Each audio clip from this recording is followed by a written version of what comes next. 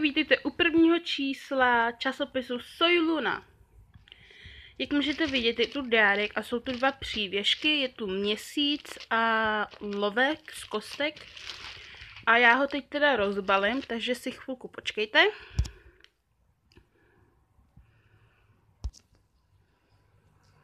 Tak máme teď dárek a ten ukážu teda až nakonec. A takhle teda vypadá časopis, seznam se s hvězdama, vypadá vážně hezky. Moc se mi líbí. A takhle teda první stránka. Obsah, tady je zase na knížku, což byl i ve violetě. Přehled postav, to je úplně krásný, to se mi líbí. Příběh. Svět Soy Luny je plný velkých objevů a emocí, takže to je příběh. Pak je tu teda rozhovor s Karol. A připadá mi, že ten časopis je hezčí než z Violety, že je víc takový líp propracovanější. Další stránka s rozhovorem. Vrstvy půbavu. To je, co Luna nosí, takže tady jsou její barvy na nechtech. Pak její ty náramky, které teda nosí a její nejoblíbenější teda přívěšek. Pak tu máme kvíz, náramkový styl, přehlídka a různý takovýhle. Čas na hraní. Wow, tak to je hezčí než u Violety.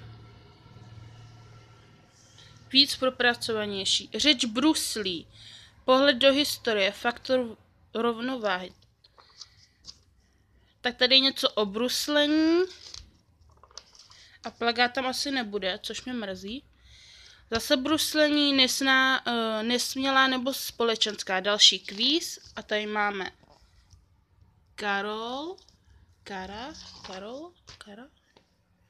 Karolína. Tady teda Nina. Tak nesmělé, což je teda o Nině. Takhle se rozjíždíme. To je teda o zákulisí.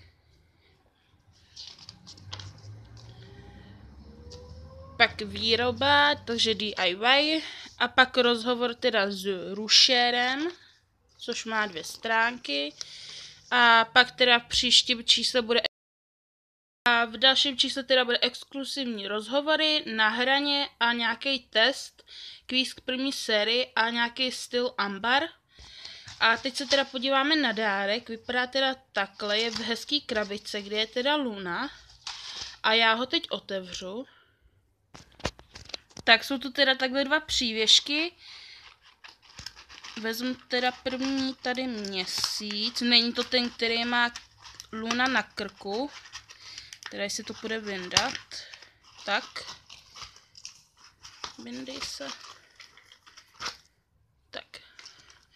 A je to teda takovýhle měsíc, třpitkovaný. Jestli se zaostří. No to asi nepůjde, tak já ho dám takhle na ten časopis.